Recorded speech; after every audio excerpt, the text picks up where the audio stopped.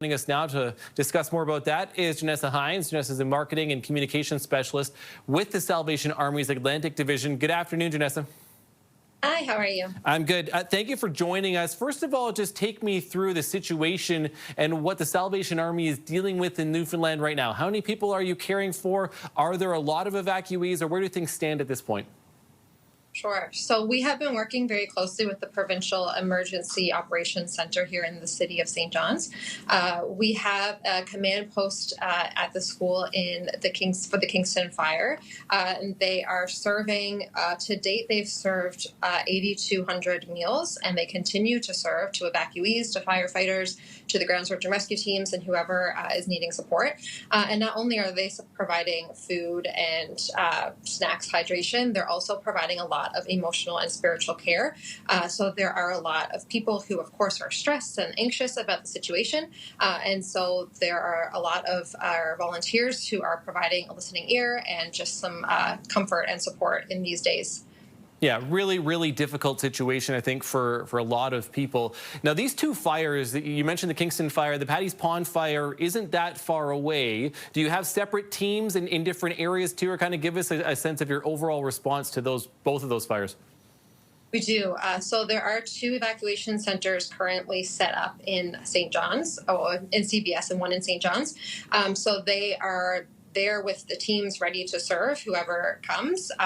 So to date, there hasn't been a ton of evacuees that have needed that support. But I guess to give comfort to those people, they can know that the Salvation Army is there. They're ready. They have personnel on site. And if anyone needs to come and just get a place to stay or just need to kind of get some comfort, they are welcome to go there.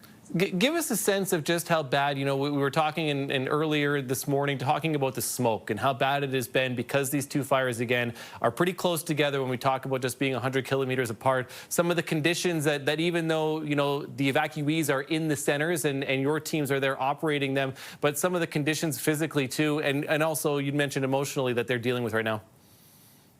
Yeah, so the smoke is pretty heavy in some areas of the city, and especially in Carbonear.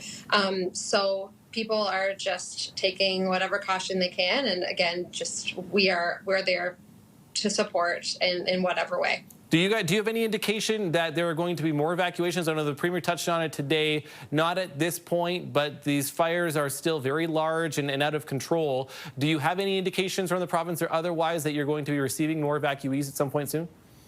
I think that is always the plan. I think we are planning to, we're set up for that, the chance that happens. Of course, fires are changing constantly and very quickly. So our Director of Emergency Services is on site at the Provincial Emergency Center, and he has already he has some teams on standby ready to kind of support as that happens, should it happen.